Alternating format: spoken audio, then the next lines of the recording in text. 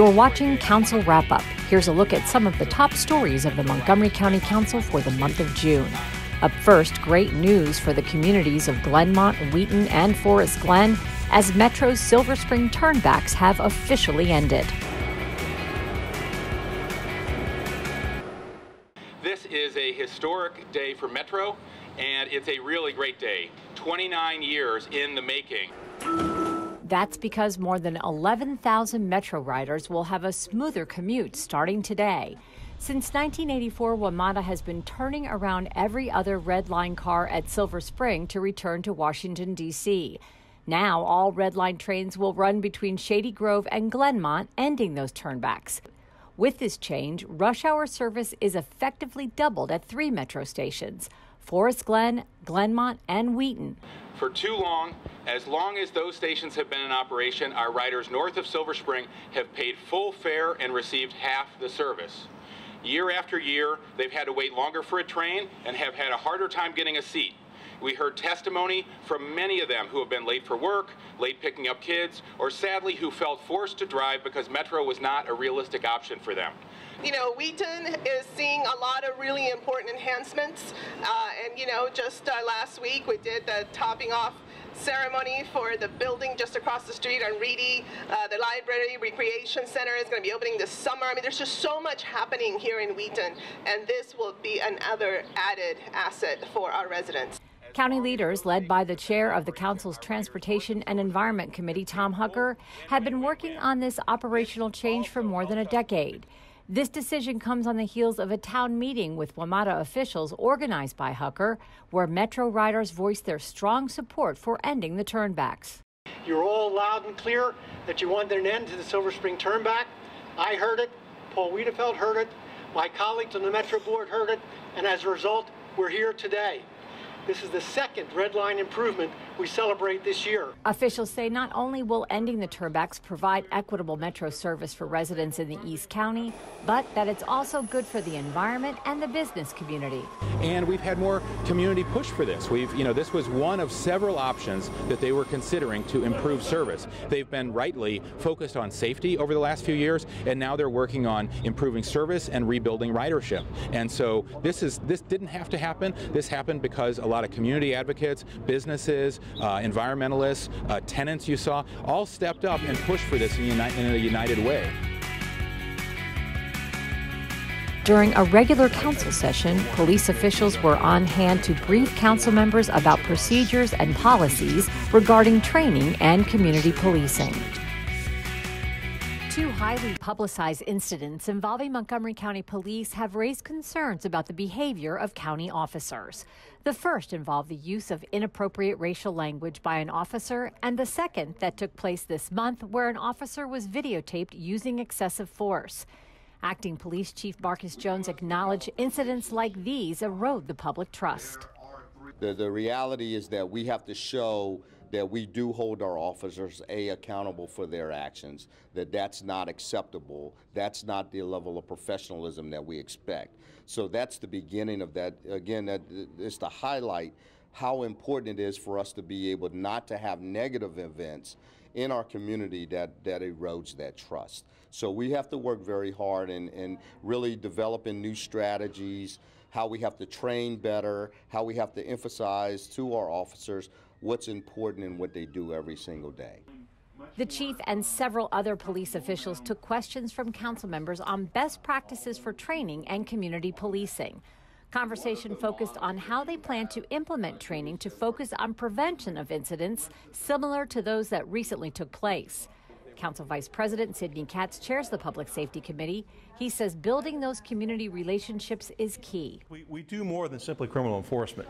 I believe Montgomery County, one of the reasons that we are such a safe place, and we're not 100% safe, obviously, but we're one of the safest places certainly in the Washington metropolitan area and therefore in the entire country, that one of the reasons is because people understand that air police officers want to do the right thing, and they are on the job 24/7, and they have the equipment and the training to do it. The council has worked closely with the police department in recent months in improving police-community relations.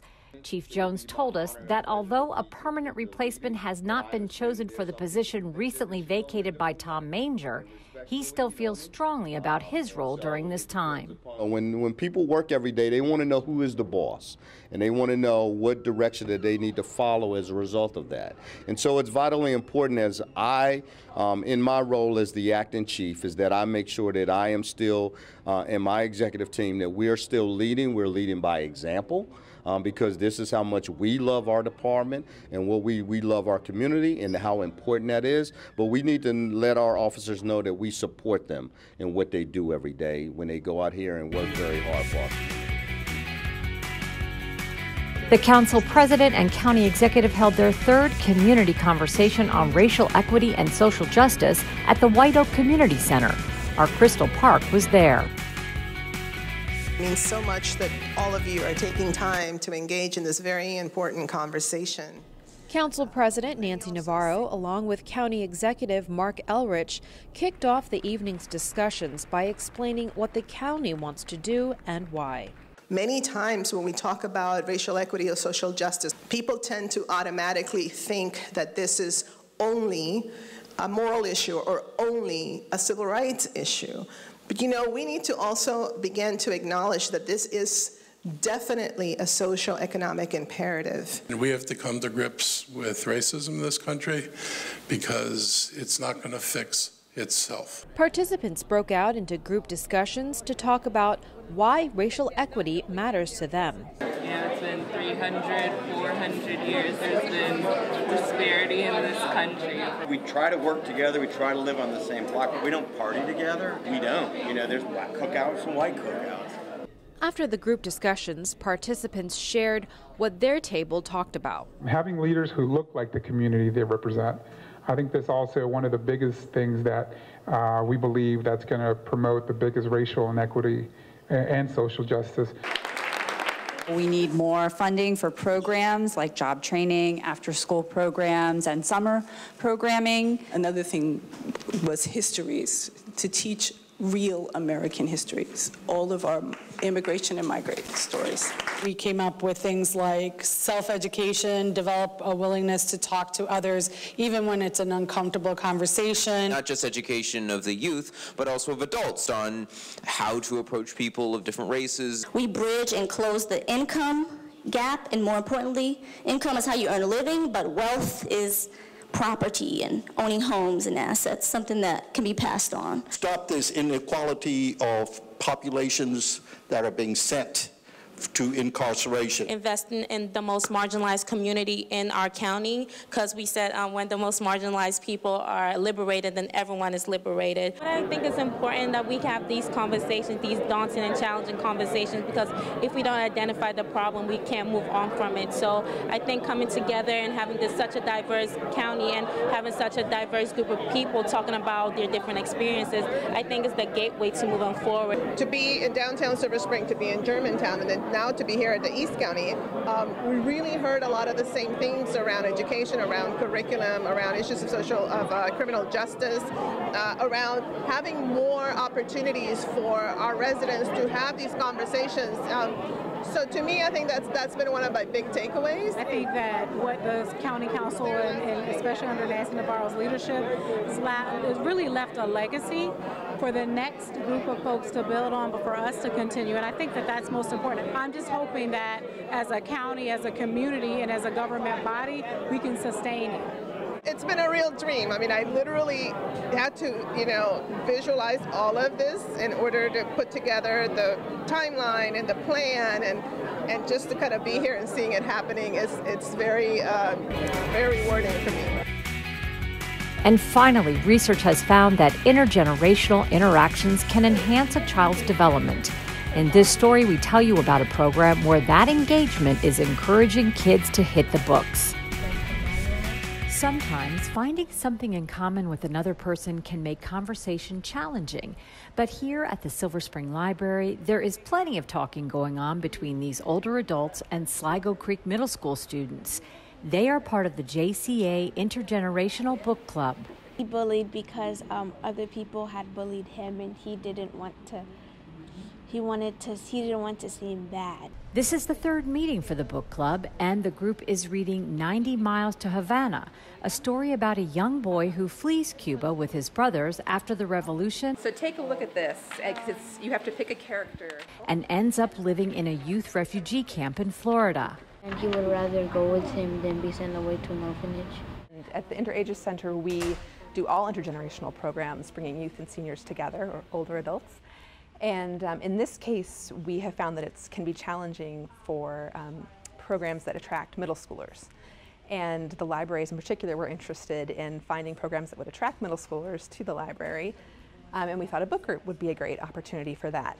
And talk about the book, talk about the way it makes everybody feel, talk about what we would do in the character's shoes, talk about how it relates to the kids' experiences and the adults' experiences. Volunteering with the book club gives the older adults the opportunity to find extra meaning in their lives during their retired years. Deb is one of the seniors who is participating. For her, the opportunity to work with younger people is energizing. It's wonderful working with children, watching how they grow, watching how they think, and participating, how they analyze and how they move on in life in a way. He tries to control everything, so in his thoughts he can't look bad.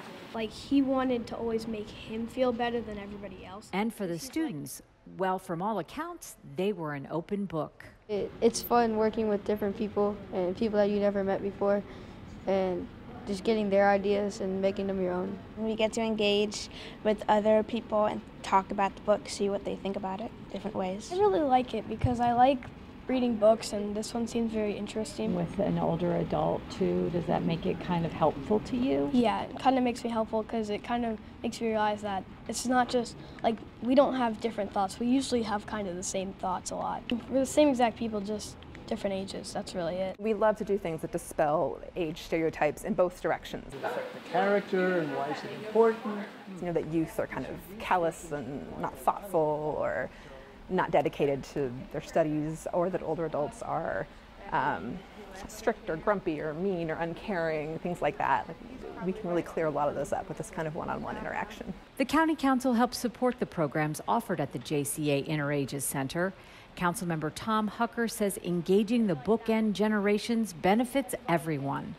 The stories and the lived experience that they've had can really enrich a child's life, and to have an older adult like that really, that you're not related to, care about you and ask and be interested in you is really powerful, I think, for a lot of young people, especially middle schoolers, that often can tend to isolate themselves a little bit. To get a little bit out of their comfort zone, their school or their sports team or their friends, and be talking to adults of a different generation, to find out how people of a different generation, different background, different upbringing looked at the exact same book and how they maybe took away from it things that were different than you took away. JCA Intergenerational Book Club started last year and is a partnership between the JCA, the middle schools, and Montgomery County Public Libraries. Well, that does it for this edition of Council Wrap-Up. To learn more about all of the Council's news, visit their website. For County Cable Montgomery, I'm Susan Kennedy.